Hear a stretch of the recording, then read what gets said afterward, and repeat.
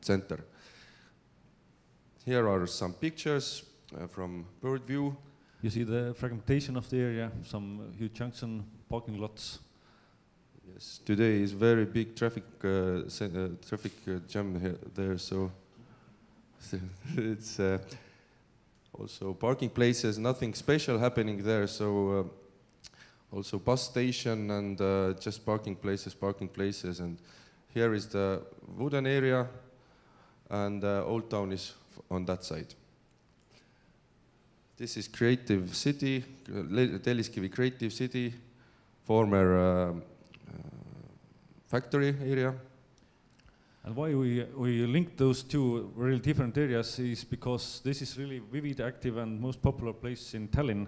A lot of people visiting, and the other one, city-owned, is abandoned, and lack of activities, lack of investments, and we wanted to show those areas together as some synergy there. Of course, the access is most important, to access this area and access another area, but yes, also to attract the investments to the city-owned area.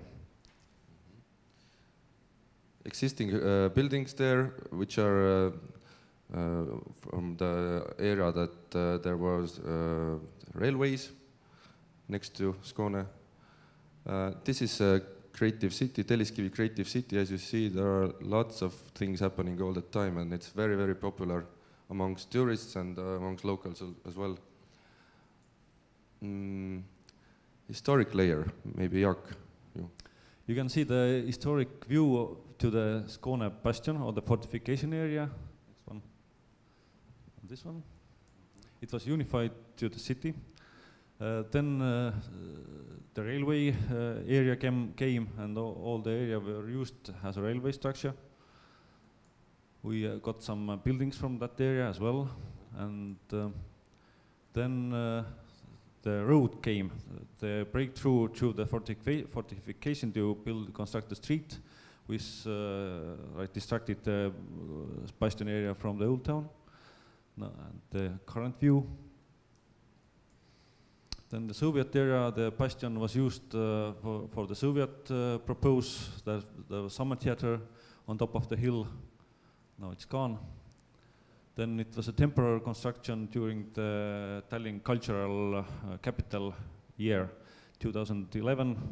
A temporary straw theater where it was erected for 6 months only. It was deconstructed because of the heritage department who didn't allow to stay there, but it was really popular. At the moment, the area is abandoned mostly. There are two owners. The bastion itself belongs to city, but the railway area still belongs to the railway, state-owned railway, but it's a private company in a way. And yes, this is the situation at the moment. Some activities really time to time. And the next vision is made by the Heritage Department, who have initially erased all the other history. Only the most historic part has re-erected or exposed the fortification, and it has proposed to be well connected also to the city. This is, yeah. Here you can see the bastion belt green area, which now is divided into many different functions, traffic functions, and tree alley surrounding all the old town. It's gone in large parts. So yes, and the vision plan. After that, after collecting the initial data, we and of course we explain a little bit the process afterwards, but we composed a long-term vision plan and tried to match and solve and all the information and all the interested parts into the plan. Really very slightly we unified also, again we tried to unify the green belt as a public green area. We managed to expose some fortification in the most crucial points. We succeed to save some buildings from the railway area and propose some functions to those. We proposed the square in front of the railway station instead of the bus parking. We transformed the bus parking, and in the Telliskivi area we proposed to or supported the local entrepreneurs to save the existing factory buildings and not to replace them with new buildings. Just step by step to develop the area, and the creative city owner is calling the strategy a brickonomy, just to even to renovate the rooms inside the buildings room by room, not to renovate the whole floor or the whole building itself, to not get into a normal okay. Yeah, let's go. Normal condition. This is the underground layer, the historic layer, which we respected very much. There you can see some elements we exposed in our architectural design. The ditch we digged, and wall which has remained in the ground, underground, we will expose, and some gray areas which we transform some squares inside the park area. This is the alley. We also reconstructed in parts where it was lost. Let's go further on. And we propose also some buildings. Not many. This is an initial drawing, and if we show this drawing to the Heritage Department, it was like a bandit to show it anybody else, because there were too many buildings. It's UNESCO area and so on. So we transformed some of the buildings into some constructions. For example, the largest one in the middle, where we felt some kind of construction is needed. It is now under roof park area, or roofed park area. And the one in the middle of the Skåne bastion, this is mainly like digged in or into the surface, construct a concert hall or something, public building. Yes, let's go. Same place. Those are illustrations that we did for our plan. One Tallinn Estonian artist who just okay, the last drawing, just the most important demand from the Heritage Department was to take away the car traffic from the street, which cuts the Skåne bastion from the old town. So the next drawing shows the. This is the existing street, and we on our plan changed it to a pedestrian pathway, and connected to old town, existing old town, as it has been in history. Made the sketch is really easy and yeah, didn't do any 3D, but just a little bit naive, this kind of today and future. On the Skåne hill we proposed a festival arena together with city gardening and things like this, just to get imagine. Okay, now a little bit about the process, which is more fun probably. The data collection, I said, collaboration with stakeholders, but okay, the workshops. We had also the workshops with students, with universities. You can show the next. Maybe even the next one. We got many. It was 3-day student workshop, and we get 5 proposals for the area, and we show those proposals also to the Heritage Department, and the Heritage Department just walk away because the students didn't respect in any mode the heritage. They proposed buildings and public space and new streets, and good proposals to connect the area more and give more life. We still respected these drawings, and we promised to make our own design, own proposal, and we did.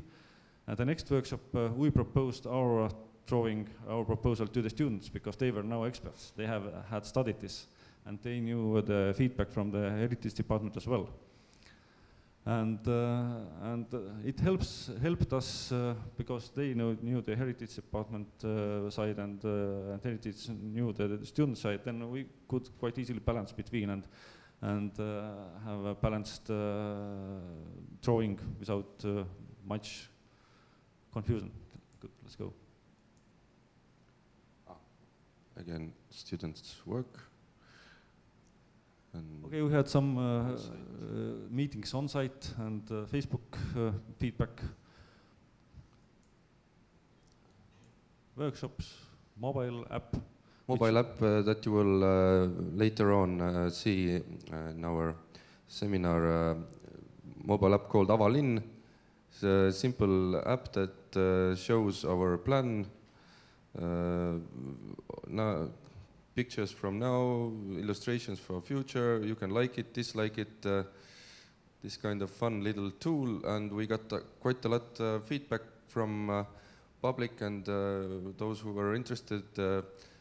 Over 1,600 likes and some hundreds of dislikes and some 150 comments on different issues and points that we proposed. We got good promotion. We got to know the most challenging teams, the traffic, for example, and we got support to some ideas we could push on in the future. So the most popular was a bridge, a pedestrian bridge over the railway. Yep. Okay.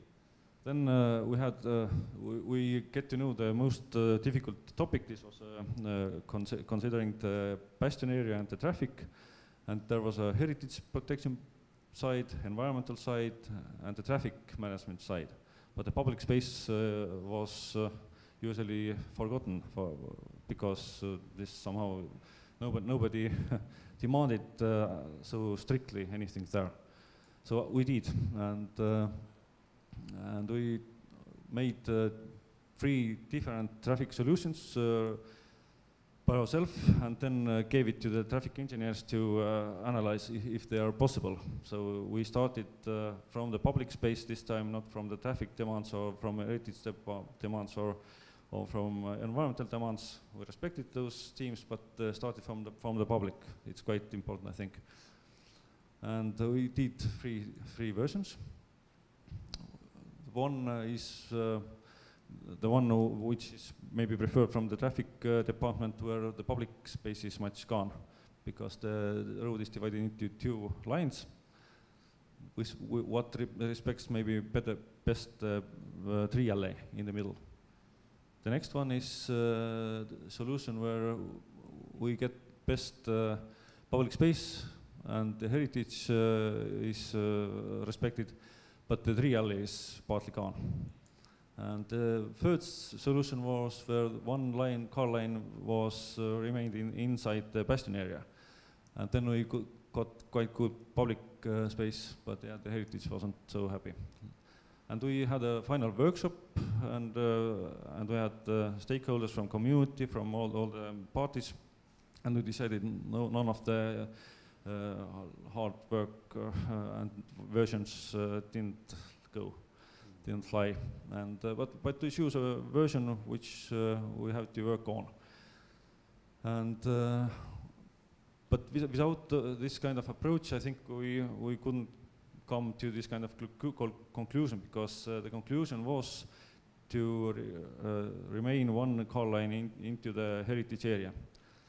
It was a proposal we have tried to propose some years ago to the heritage department, but then they was really furious about the proposal. But now, with the public opinion and the help of the stakeholders, we could still come to this kind of agreement. It's not finalized, but it's still much better. No, this is just, yeah.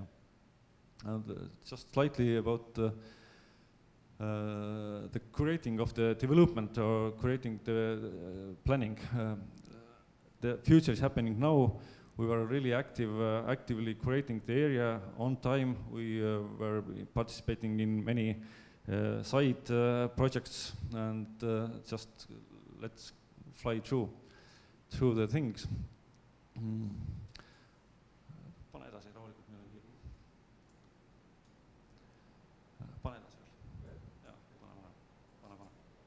So we there was a tram design project going on. We managed to add a station according to our plan, insert it into the area, and we adjusted the station. Then there was an underground thing, a pipeline, heating pipe running through the bastion ditch. We managed to transform it to respect the heritage. And the central station square was taken into the street projects that was going on, which will be constructed in coming years,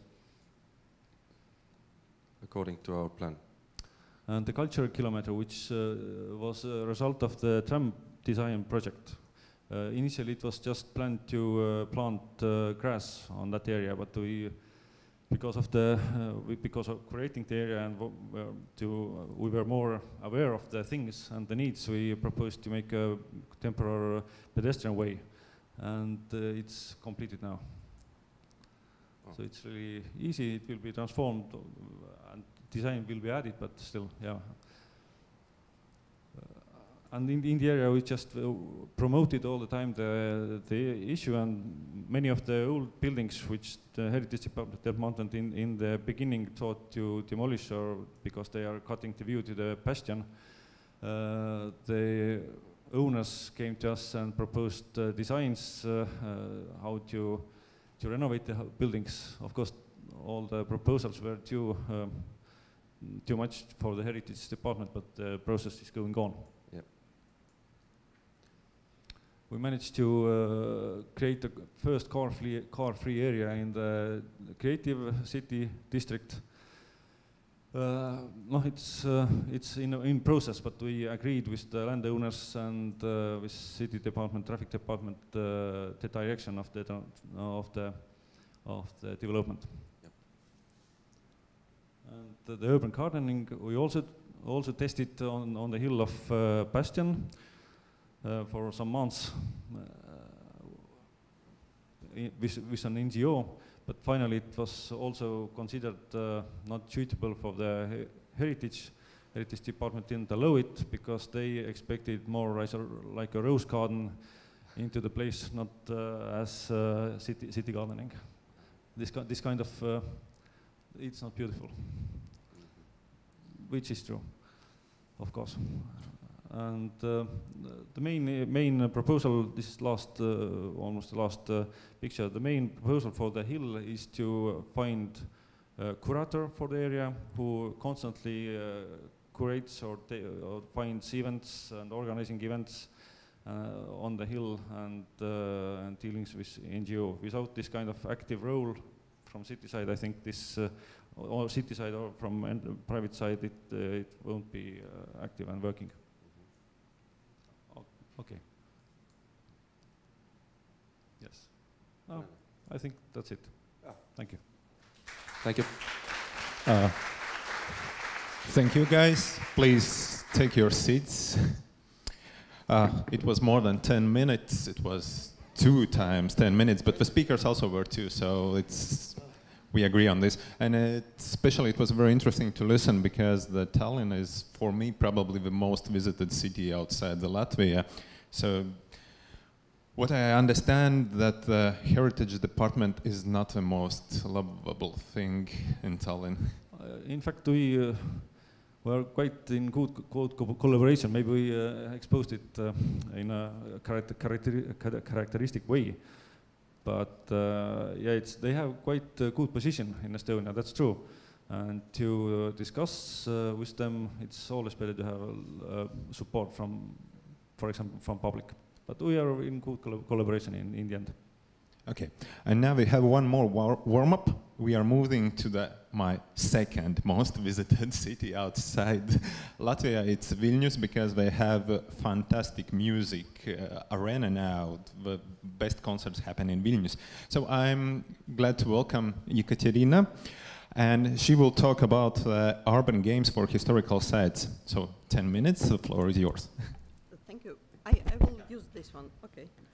So, hello dear people. I'm really happy that you have this kind of event here, because we need as much discussions on revitalization of urban areas as possible because of the rapid growth of our region. And I'm going to present you an approach which can become a part of planning process and which is helpful in revitalization of urban area and in cooperation with local residents. So my organization I present here is Urban Games and Research Lab. And actually we started in during economic crisis in Vilnius. That's why the solutions we develop, it also explains why the solutions that we develop are low budget. So one of the areas we are working is wooden area, historical area in Vilnius, which is called Šnipiškės. And it's located on the right bank of the river Neris, which is under rapid development pressure. So you can see that due to that we have a very peculiar contrast in the area. And at this moment more and more skyscrapers are being built in the area. So this brings the pressure towards to the wooden area. And actually in Vilnius, differently to Tallinn and to Riga, the condition of wooden architecture is really tragic. We do not have this national narrative which supports the proud of living in wooden houses. And that's something to be reconsidered. That's why actually it's very easy for municipality and for public actually to decide to remove urban buildings. So I'm going to speak about urban games because for me games is an approach which allows to create a new navigation in urban space. I speak about games which are located in urban sites. They take place at urban site, and they can be of different kinds. I will speak of one of them which we have developed. So we look upon the urban sites, especially when we start revitalizing these sites, also as upon a system of navigation, right? We put another way of how people are going to navigate using different ways this site. So games is a good tool to test new ways of navigation, new models of navigation. Also, games are very helpful in rearranging collective behavior. If we, while attending some urban sites, we behave in a certain way, if we put some game conditions there, we rearrange the urban behavior and we can model certain situations and to look whether they could be stable or not. Can we approach them in long-term perspective?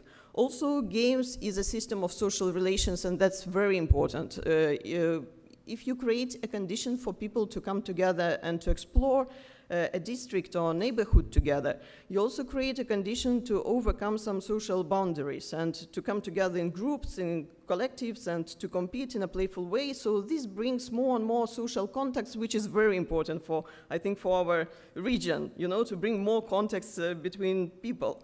And actually, Šnipiškės, this district I'm working with, it was presented in the local media for 10 years as the most criminal district in Vilnius.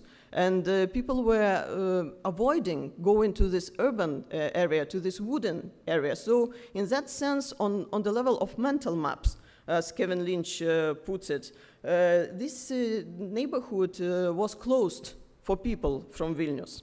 So when you And when we started working with this district, we found that it has a rich history, and one of the parts of it is that in 17th century and 18th century, this district was well known for its ceramic workshops and also glass workshops. So there were a lot of places where people were producing ceramics. So that's brought us to the idea that, okay, we can use old school electric poles in the district, attracting people to create mosaics there together, and we did it 5 years ago, and it was a long-term idea because people themselves donated mosaics, so it's such a cheap thing to approach the district, and actually it became also, for us it became a key to trust, for trust to this district, because after 2 weeks of sitting by poles, you know, and making these mosaics, because it's such an easy way to attract people, non-artist people, you know, it's a very easy method. We had a lady from the neighborhood who came to us with her keys, key from her garage. We had old school Soviet garages in this district, and she proposed us to use a garage of her husband, where she, being not an artist but feeling a love, a passion for the art, has been collecting ceramic tiles of different colors for all her life. And her husband was unhappy because these tiles were in his garage. And suddenly she saw that there is a solution for their family problem, that other people can use these tiles, and these tiles will be public. So that was the way also of opening, you know, the social relations, and it was the first step actually to this neighborhood. But after several years, we understood that people doing these mosaics, they created kind of root in this neighborhood. Already when you step in neighborhood, you have these small inclusions in the neighborhood which you can explore. And that brought us to another step. Okay, maybe we can propose some guided tours, what also local people started doing, but also it's nice to make it more stable, and also keeping in mind that this neighborhood is still being under the development pressure, and each year we lose some panoramas of this place, and also some elements which are really coming from the end of 19th century, the beginning of 20th century. It's important to archive these changes. And with archives, we have this problem that archives are reachable only for special purposes. People on their everyday basis, they do not use archives, although they would find a lot of interesting insights from there.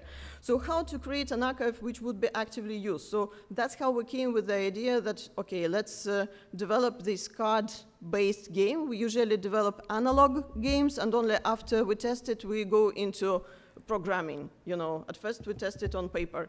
So let's do cards with elements. Let's collect these interesting elements of the area, which would be peculiar for the visitors and for people who are living there. So we were arranging series of workshops for people proposing these elements, and you see that these elements, some of them are a part of cultural heritage. It's wooden architecture, but some of them are like these ventilation pipes, which are also some people of high culture, you know, when they visit the district and they use this game, they start asking whether it's an art installation, because we really have artists who use this kind of technique. It's not an art installation, it's a functional thing. But after some time, we also, when we published the first game and started using it actively, it appeared that there are so many people coming from other so-called sleeping areas who, after using this game, started asking whether we can do the same game for these Soviet districts in the town, in the city. So it opened up their idea of what is valuable in their district, that it can be small elements, you know. It's also, for me as for anthropologists, it's important. I was proposed just to show 6 slides, that's why it's not that big presentation. But also for me as for anthropologists, it's very important how we look upon the city, how we watch upon the city. So these cards, they also open up our views. In our everyday life, we adult people who have our works to do, we use visual corridor. We look toward when we navigate the city. Kids, they're looking under their feet, they look up, and also, when you are visiting some cities as tourists, you usually look up. And that's how we recognize tourists. They always look up. Yeah? So it's different levels of visual exploration of the city. And the game exactly opens up our experience toward the city. So after some time, when this first version was published, locals, they still were in this process and the enthusiasm of sending more and more elements. And that's how we found that, for example, we have some Viking ship in some backyard of some houses and some more and more peculiar elements. So it's actually when you open up this format for local people, it appeared that you can make more and more versions of these games. But what is more important is that after you start using this tool, you can attract so many people from outside to the districts which have been never used and attended by people living in the same city. So that's the most important thing, that you start developing new system of navigation of the city. And the other thing is that you open up the understanding of what is valuable in your own place you are living. After publishing this game, we were proposed by other municipalities and organizations in different cities to continue. Last summer we published the first game for Liverpool, also for UNESCO World Cultural Heritage Site, which is under the threat because of rapid redevelopment process. So cultural organizations has invited us to develop this urban game for navigating the city. Also Alba Iulia in Romania, also Minsk city, and so on and so on. Every city has different things to show, and this game can be adjusted toward the demands from the city. So that's how gamification can work, attracting local residents using their local knowledge, but also it is useful actually, and we made this kind of tours for municipal workers to the neighborhood. And we found very interesting thing that sometimes, although municipality is just next to this district, but people from municipality, there are only few persons who are going through this district, but the others, they work nearby, but they never enter. So they know the plans of the district, but they never actually perceive them. So when you invite them to have a game, suddenly they also start understanding how the elements work together and how people are using them. So that's very important didactic method. So thank you so much for your attention, and let's discuss further what we can do here. I can't actually see. Okay. Thank you.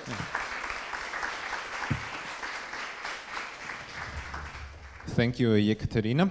And as I mentioned before, we have a small changes in the program. Sorry, Turku city didn't come. So at the last minute, we invited as a fourth member, Kees de Wette, to speak in or interactive discussion.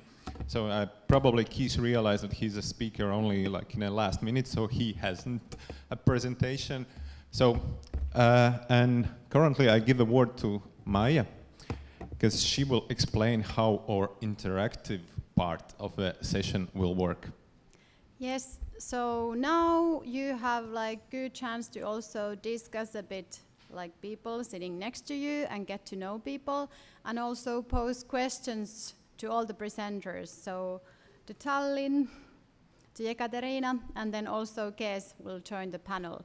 So you can post the questions in a Padlet platform, which is this interactive platform that you can access through that website address there.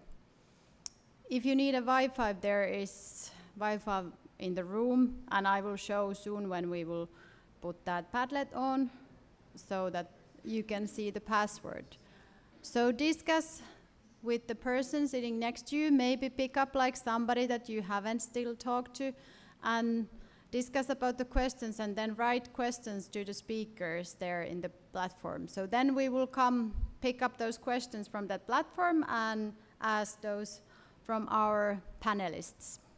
Yeah, and since it's very interactive session, I also would encourage the panelists take a seat and make their own discussions, because you can also agree on up to 3 questions which you probably want to ask the audience or some special person. So please take a seat, and according with the time schedule we have around a bit over 5 minutes time or 10 minutes time to discuss and propose those questions, and then we can continue with the panel discussion. We already have like quite many questions here, so thanks for those. Yeah, so get familiar to the people next to you, in front of you or behind you, and organize a small group and discuss what could be the questions which you want to ask, and we will appear on the screen and we will... Maybe you could put the Padlet there now. Sami, maybe you could put the Padlet on there.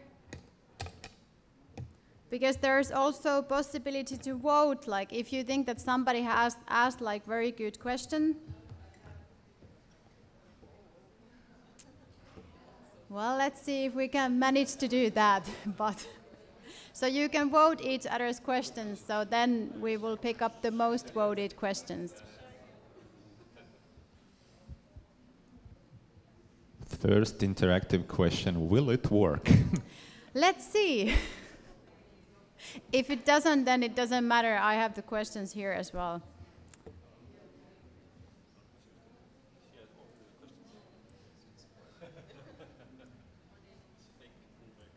It works. And you can see in the middle there is the really small letters. The Wi-Fi network is LK guest, and the password is LK viesis with small logs. And please always write to whom the question is, or is it to all panelists, so that we can then target.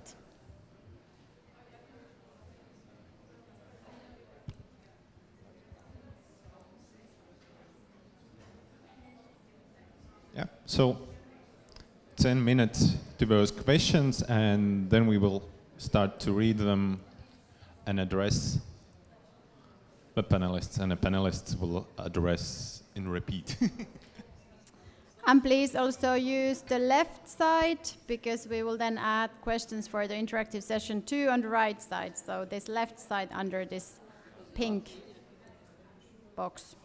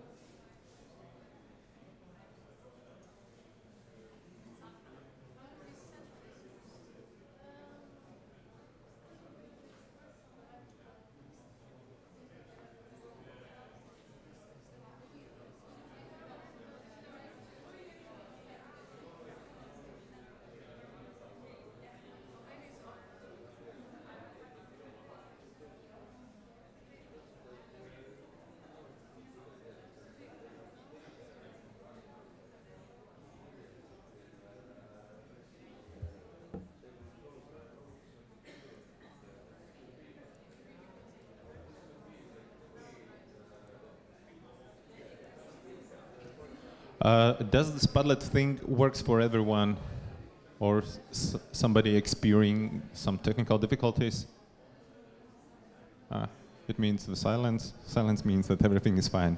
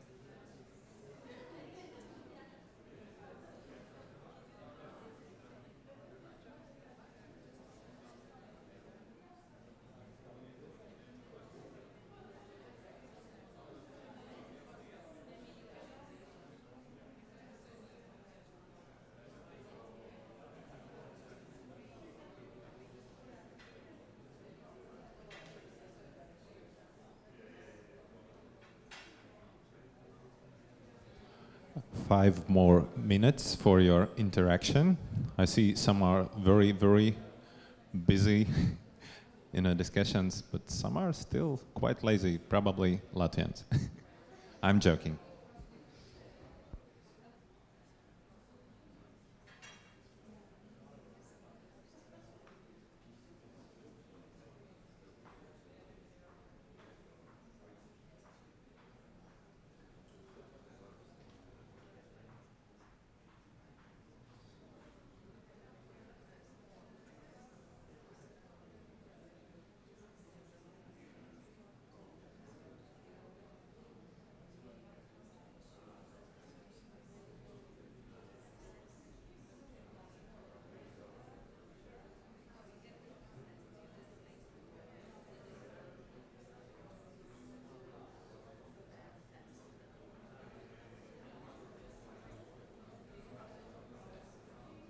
Actually organizes this someone from it's your, because one is hidden here. Yeah, I think that's like, yeah. I will try to.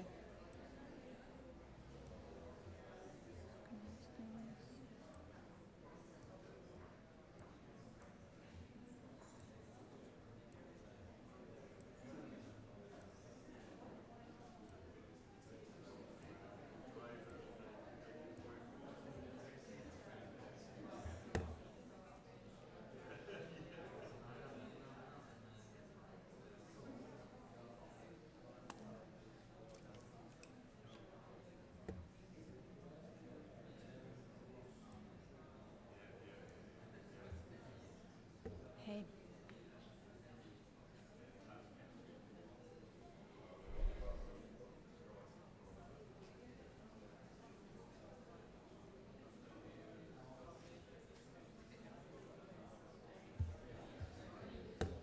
Okay, I think we will start our panel because we had a lot of questions. Thanks for your cooperation with us, and you can still, maybe during the process, we still have a lot of time within this panel, so you can still add more questions, maybe to clarify even more. And I will pick up the first question, which is addressed to Tallinn, but I think it's addressed to everyone here in the panel. Should cities coordinate temporary use? Why or why not? I can start maybe. I think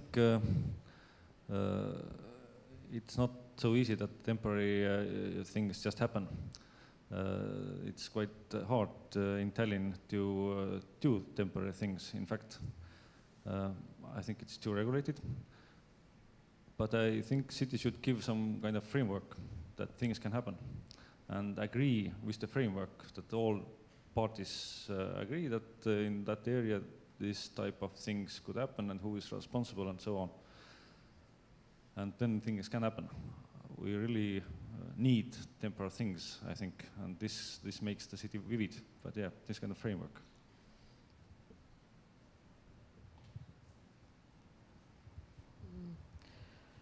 In case of Vilnius, at least in this neighborhood, we had this situation when during 5 years, cooperating with the local residents through events in some places, in plots which belongs to governmental plots. There's still even not a plot, but a ground, just a place.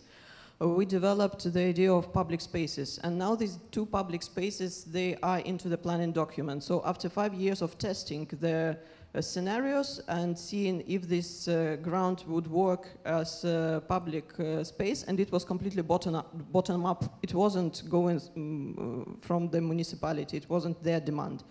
But when we came to municipality and proposed them to reserve these 2 small plots for public spaces, they did every procedure to form the plots and to start the process. So I think it shouldn't be coordinated that much. You should leave freedom for bottom-up processes, but you should be open as municipality to accept the success scenarios and also non-success scenarios and to learn from them. So that's important, how to implement into the long-term strategy these tests. Yeah, well, it's hard to add something new, but in Rotterdam we have a history about urban farming, and it also started bottom up. And to make it a bit more clear that it's accepted by the municipality as a temporary use, they give contracts to these people, so they know they can stay there for 5 years or for 10 years, or maybe in some cases they can stay there for a longer time of period because they're really valuable. For instance, in this MH4 developing area, we have a food garden, which started as a project with volunteers producing food for the food bank for poor people. And in the beginning they said, okay, it's just a marginal project. And now they promote it more, and the architect made a layout. So now it's becoming more a garden and a park, and now it's the front yard of the architects who are working there now in their new environment. So it can change. It can be a changer, a game changer. So I think we should be careful with these temporary users. So, yeah. Okay, thank you. Yeah, but I think we already heard the main thing, that most of these temporary uses are bottom up. So yeah, probably cities are not responsible for creating these sometimes guerrilla actions. And yeah, tomorrow you will visit also Tallinn's quarter, which is one of these bottom-up Free Riga initiatives. And yeah, the only thing which like could be the support from a city is like this legislation of the things that are happening there, because we all know that Tallinn's quarter was shut for 2 weeks because it seems that it's still industrial area and the bars there are illegally. But yeah. So let's proceed to the next question. To Tallinn, pressure from landowners and entrepreneurs to Tallinn case. How about financing of the plans? Pressure from investors, how to deal with that? Sorry for my slow reading, but as an architect, I have bad vision.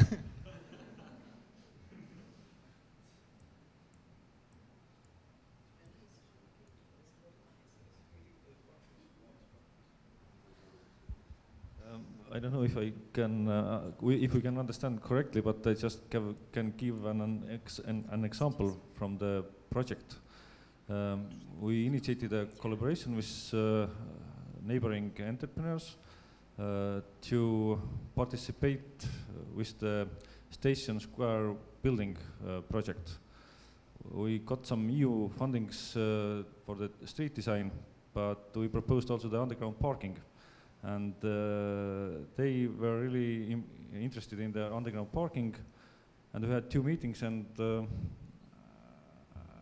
they promised, or they were so interested, and they promised to finance the underground parking by themselves if we include it into the design. So it's possible. This is just an example. I think we should be open. We proposed it by ourselves, so the information in the right stage is quite crucial to have this kind of cooperation. We have a question here for all panelists, that how to deal with the different scales of business needs, investments, and securing sustainable lifestyles and human scale in starting the brownfield development. So how to balance these different needs, business needs and investment needs, but then at the same time need to secure sustainable lifestyle and human scale development. Well, actually, in MH4, it's quite different because difficult because we are first of all focusing on business developers. Because they have to bring in some money, so it starts running. So that's a bit of the, it's not my philosophy, but that's the philosophy of MH4.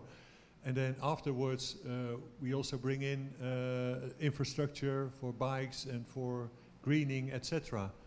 And what I try to do with the remediation project, I try to influence the people so they maybe put forward the greening project, because they're also beneficial for the people in the city. So I do what I can, but the main from the harbor authorities, who are very important in this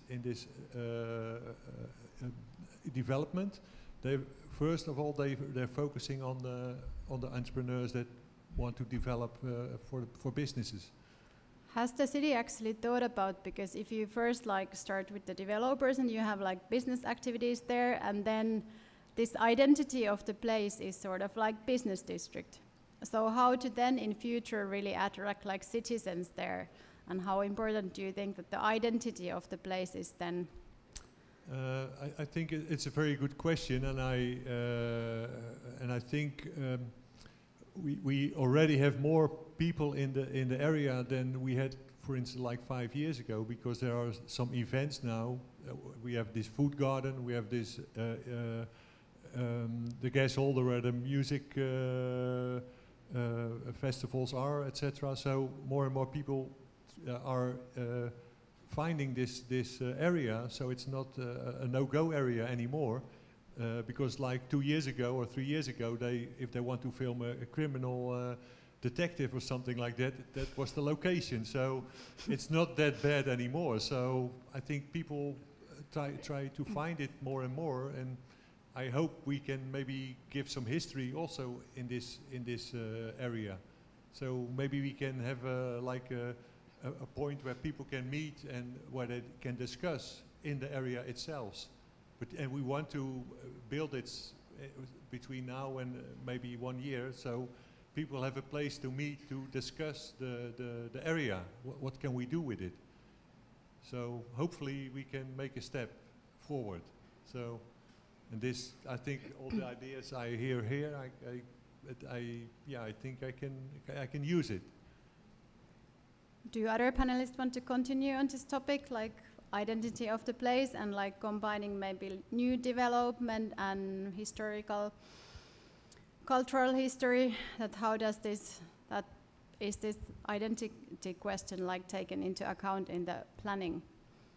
I maybe add this much, that in our Creative City district there was detail plans in a process to replace quite all of the buildings. And there was competition, architecture competition and so on. It was a long process, about 15 years. But it stopped then. And one reason why it stopped, of course, time passed and the business concept changed. But one quite crucial thing, I think, is the change in the planning law as well. Because now it's possible to reconstruct the existing buildings and enlarge them without a detail plan.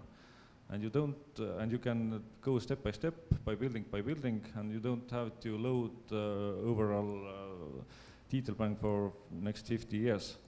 So you just can use the old buildings and add something, and so it's much more sustainable, I think. But of course the city's approach must be much stronger then, because the overall vision should be kept somehow in our heads, or in some not comprehensive plans, but something between vision plans, for example, as in our case. Maybe just a short remark. In the Vilnius case, we have really a big gap between these rhetorics and models of thinking of business people and municipal level, and this bottom-up level of cultural activists and these proactive young urbanists who are coming actually from the Netherlands. It's very typical that our MA architects, they're coming from, go into Netherlands and then return back. So the question is actually about rhetorical models, how you can develop the system of argumentation for business people to understand that this small-scale development is also valuable. And we still are struggling with that. And it's such a big demand for cultural managers and architectural managers who can go and talk. You know, we really need this kind of people. We need to educate them somehow. We lack these, you know, programs in university as well. About Šnipiškės, I know that this high-rise development, which is on a riverbank, it comes from a master plan of Vilnius. I guess it's 50s or 60s even. This is one thing why I admire Vilnius, because they are still like proceeding some idea, but not like in Riga case. Sometimes we place high-rise on one side of a city, then on the other, and then on the third. It changed with every mayor. But question is about the 60s master plan. What does the master plan propose for the main area of Šnipiškės for this low residential? Was it some plans for? We need a detailed plan here, not master plan actually, because at this moment there were 2 years through which our municipality was preparing a new plan. And the idea of a new plan actually, it's quite far from this model of urban planning. You know, it's more about opening spaces for development at this moment. So there are as much open possibilities to play with the height of the buildings as possible at this moment. But this plan is at this now it's discussed between many interest groups, so it's not yet confirmed. So for Šnipiškės, precisely, there is still this development process which is pre-programmed, but also there is cultural heritage area, a small area we are struggling for, and we want to implement cultural scenarios there. But also we see that it makes a point not to preserve only 1 or 2 parallel streets, but also to go into a bigger area, like historical triangles there of wooden houses, and we still see a huge potential of that it can also generate interest to that area and also generate some money for this area. It's not only offices and high buildings which can do it, but also there is a lack of these alternatives in the discussion field among developers themselves. So this model is very simple to, you know, replicate again and again, just to buy a plot and to build as high building as possible and to sell it, you know, as fast as you can. So it's unfortunately now it's replicated, and we need these alternatives at this moment. And there is also a lot of questions about your game. I know we have something similar here in Riga. There's a like mantra storytelling. They organize the game when you can go through also different neighborhoods and like find the Soviet time billboards on these blind firewalls. And I know mantra storytelling, it's just the one person who is enthusiast of a city, but question about your group, how many people are behind the game? Yeah, because we're not only doing urban games, but we also develop urban areas, public spaces, and making workshops. So there are actually 3 people who are always like a core team, and it's interdisciplinary because I myself coming from philosophy, but now I'm doing anthropology for 10 years. Then there is architect who is working in advertising office as well. So, and then we have designer. Of course, we need designer always. So it's like 3 people, and then we attract other people to cooperate with, depending on the task. And that's quite typical situation, because several years ago I was doing a research on NGOs in the Baltic Sea region who are dealing with the same field, cultural organizations who are into revitalizing of urban areas. And we found that it's very typical that it's 2-3 persons, and because of economic sustainability or non-sustainability. So that's why the teams are so small. Yeah, but the main idea about this panel was how to start. And I have a feeling with one thing, how to start is to bring people. And I have a question to Tallinn. Where do you get the people? When you go to Telescope, it's always full.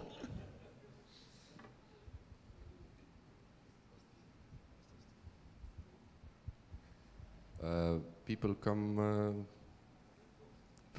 People come. People, you know where they come from. I don't know. It's about mentality and luck. If we get right people to do right things.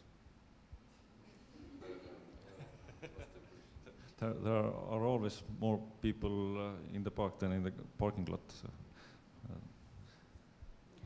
So, if we started to talk about the Teleskivi, is there like some prognosis if like, I don't know, rent price or something will skyrocket, or is it still there was a question that how long it will take until the prices skyrocket, and creativity will have to move. It's in Teleskivi quarter there is one like a bar called Sveta, which is very popular, and many things happening there. And we already know that when the new detailed plan will be ready, then they have to move, and their rent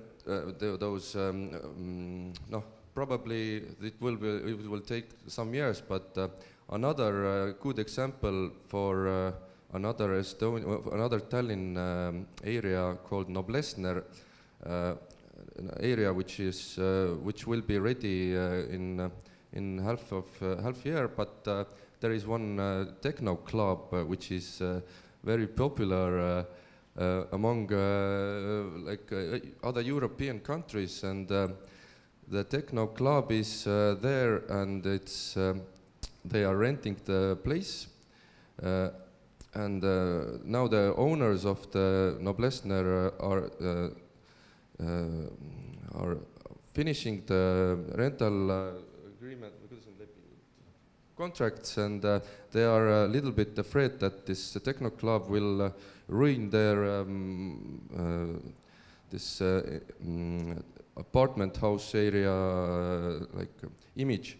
But on the actual side, it's that this techno club brings this kind of social subculture and social activity there, which is I think more important than some kind of boring apartment house quarters. So it's for example in Berlin, which is club capital, but they are like Berlin city is giving money for the clubs that they don't that they can be in those kind of environments, that they don't distract anyone there, and the culture can be there still. It's another interesting aspect. Here's a question. Wanted to add about the Teleskivi Creative City Quarter. There is a really bright guy in the head of the private-owned district, and his plan is like this. He takes rent differently. There are pubs who pays a lot of rent, and then he takes really no rent or just little rent from those companies which are crucial for the identity or for the environment. So it's up to the strategy. It's possible, it's feasible, as it sees Teleskivi Quarter don't get any money from state or the city. So it's a totally business-based solution. Maybe just for a while, I would like to return to this question, how to bring people, because it's very, very actual question, both for organizations, architects, and municipality as well. So do not underestimate these typical old school informational boards. In our practice, when we start developing neighborhoods, we analyze the flows of people, and we put notice boards there. And then we put as much information connected also with Facebook groups, which are open for the areas. But still in Lithuania, a lot of people are not using, elderly people, they are not using this internet. So you put some materials on the internet, but also on the notice boards, and it really attracts people, and they should be not temporal, you know, because for the projects we have these temporal notice boards and then they're out, but just to be there and to inform people, then you get the flow of people for your events. There's a question for Vilnius that were all age groups of people involved in the urban games? Oh, urban games are good because they bring together all age groups. Usually somehow it happens that it's family with kids. They're the best actually users of the games, because then you embrace actually all age groups together, And also you see small kids using the urban games because they need their parental care to come and to play. So that's why it's always good to address urban games to families. But also it's important that youngsters are there. So the urban games, it's not only for, it's also for active, very active use. And there is an element of competition also, who is the first and who is the fastest. So that's also important. Yeah. Maybe all like other panelists can also add, there's a question that about marginalized groups, that how did you consider people with little resources, knowledge, finances and digital skills, that how they were taken into account in the planning process? Well, we are working on that, as I showed in my last slide. There was an example that we want to go actively to the people and bringing materials. This was just what we did with the farm, the animal farms. It was just a test, but we want to do that if we want to develop areas. We want to take more stuff with us. We have this subsurface container. We can put everywhere where there should be some action and there's no place to tell something. So we are visible. So that's how we try to be as low-key as possible. So everybody open to everybody who is passing by or who is coming there. So it's a way we try to do it. And another way, I know there are especially people from the government who are walking around in the neighborhoods, and they also try to visit people who are not coming outside. So everybody, they try to attract different people, so asking them what they need. So to have a bit more knowledge about what people want. So not only the active people, but also, for instance, people with kids who are not able to go to evening sessions, or people who are not able because they're disabled. So we do our best. It's not 100%, but we do our best.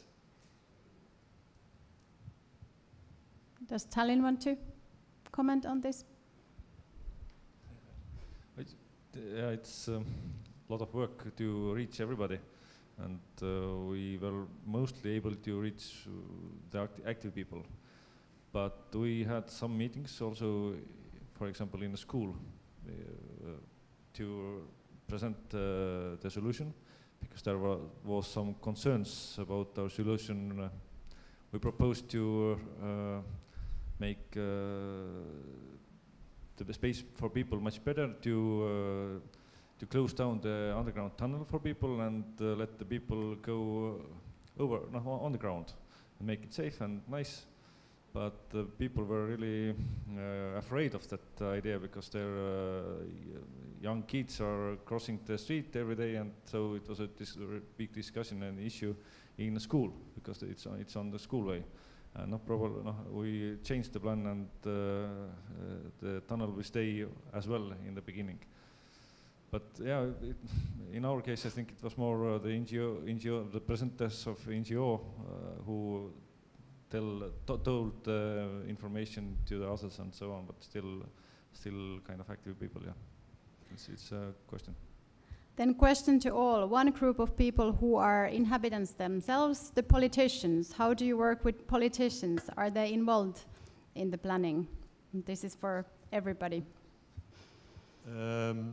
In general, I would say not enough, but if I zoom out, our politician who was there when we started with the remediation, they were all there. So I think we can attract them if there's a moment of action.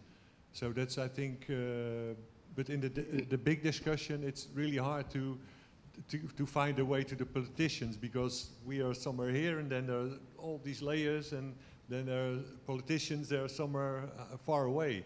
So it's more indirectly. I think we hear more from the people that surround the politicians, or civilians, or inhabitants.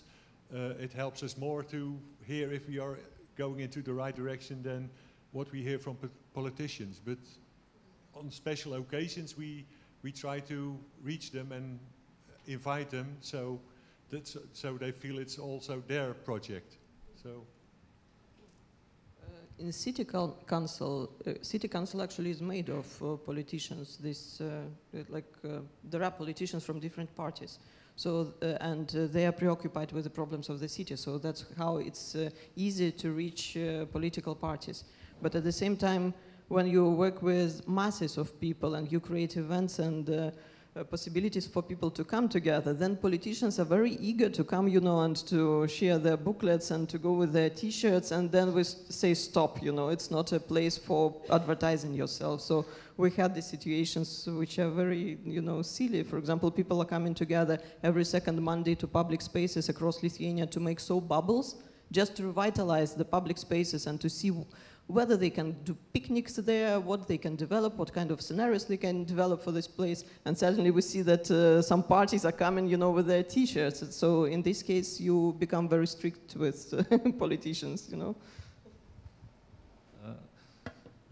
Our deputy mayor is informed and aware very well. I don't know exactly how it's the rest of the city government.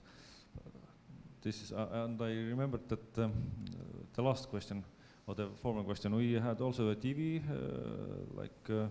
show about our app and our area, and so it's probably it's one way also to get into contact with not so active people. And to continue maybe this Tallinn theme, there was a question: have the heritage protection people become more open to cooperation during the span of the Baltic Urban Lab? Yes. Can you open a bit? No, because we have, they are understanding that there are quite a few possibilities, and they are not so stiff anymore. That I believe that cooperation will bring to solutions, not to just hold on one point of view. Oh, they are friends of us, and they are fans of history. So, I would like to ask Keesen about Rotterdam. That how do you, because these subsurface issues, they might be a bit complicated to people who don't know anything about those or are not experts. And you said that those has been included in the vision as well. So how do you communicate about that to general publics and those who are not like experts in the field? Well, I think in the beginning, my colleague did the talks, and he was trying to tell too much. So then we said, okay, maybe we just only give just a little bit. Don't tell the whole story because it's too much. So that's what we now looking more for. Just pick out maybe one issue that's important for that area or that project, and we tell something about that, and then we say there are also some other issues that you can deal with, but just if you can deal with this, you have some understanding, we can explain in a short way, and hopefully people will get interested, and then they will, well, they take it with them in their plans. So that's the way we try it, yeah. There was a question to Tallinn that how far under the land surface does the municipality plans cover? So referring to the Rotterdam place. So Tallinn, how do your plans cover the subsurface or underground areas? We took into account the heritage part. This as deep as the heritage is. We considered all the pipelines and infrastructure as well. We didn't deal much with the contamination because it's a big issue, and yeah, it's a lot of work.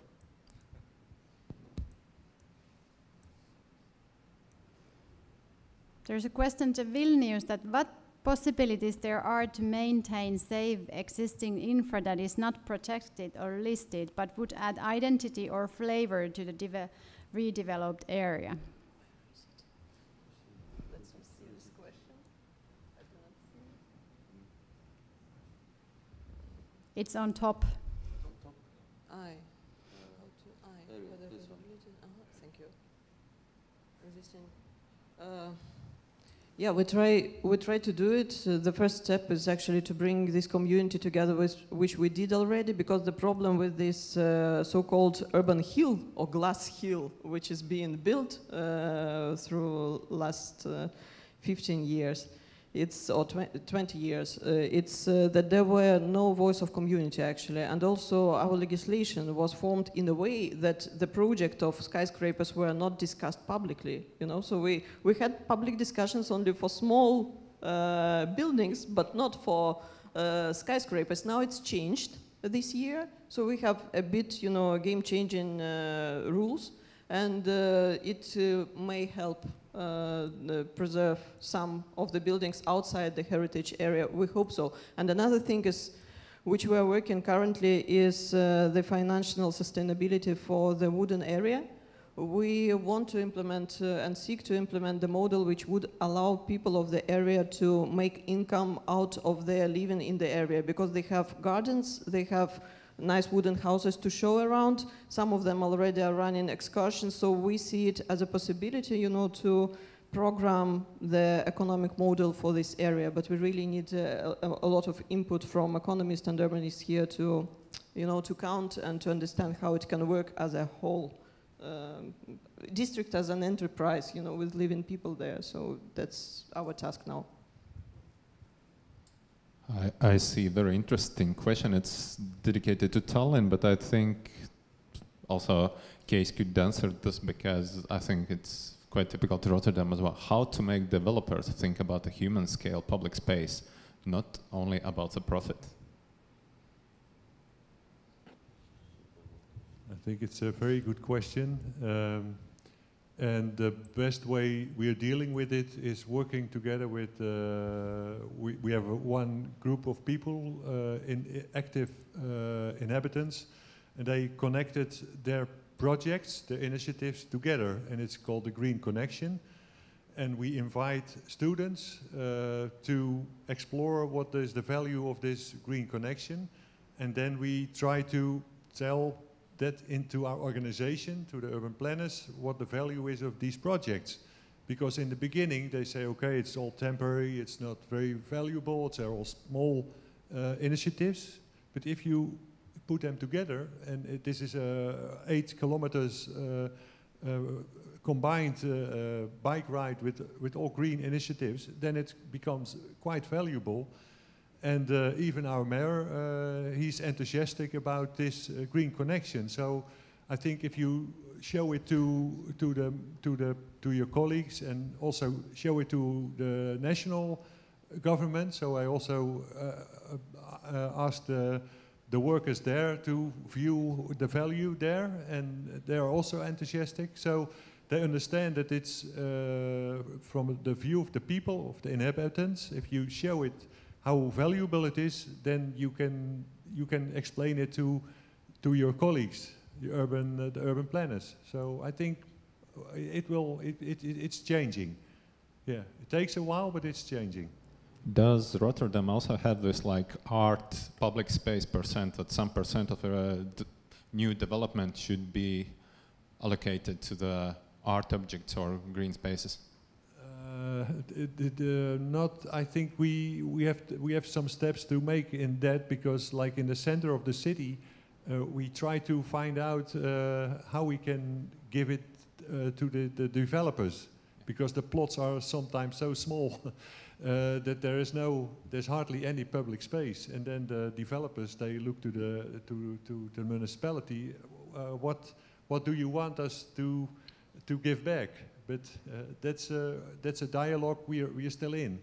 So we try to discover what's possible for green walls and green roofs, green rooftops, because that's also something in Rotterdam we started 5 years ago.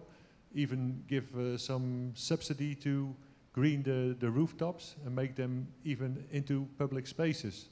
So I think we are making steps. I think it's getting better in that way. What's the situation in Tallinn?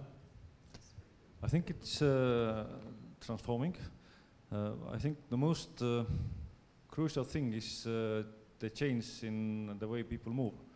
If they move with car, then it's really hard to explain also to the developers that the public space is something really important. But if the people are moving more on feet by bikes, then it's natural somehow to make the public space good as well. This is maybe one side. Other side is in the Telliskivi Creative City, for example. I think a lot of buildings have no value, like in architectural means, but public space itself is the value. And it's much easier to make the public space nice than to make the buildings nice. So it could be even cheaper in some cases. And for third, we had in our project motivation meeting to create first car-free zone in Tallinn. And there was one landowner who came with his lawyer and his architect to the table, and he was really furious with that idea in the beginning, how he has planned a lot of parking around his building on the site just 100 meters from the old town, and view to the most beautiful view to the old town. And we discussed and had a kind of compromise. The car-free zone doesn't mean that no cars are not allowed, but the cars, this is a long-term vision. So in the beginning they can make car parking and so, but less than normal and so on.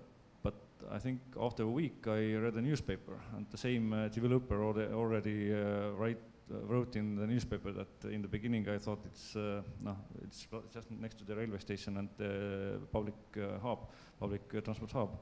At first I thought car access is the most important thing to establish business, but I think it's so in the center, and it's pedestrians, and so it's so well accessible that that's why it's good.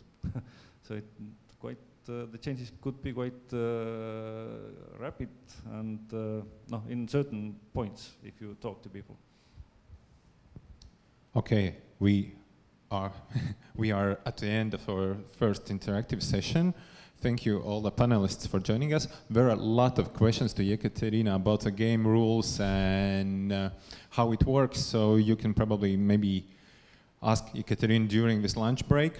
So we are now having the lunch also in the hallway, and we are coming back exactly after 1 hour, so please be here, but now it's time for food.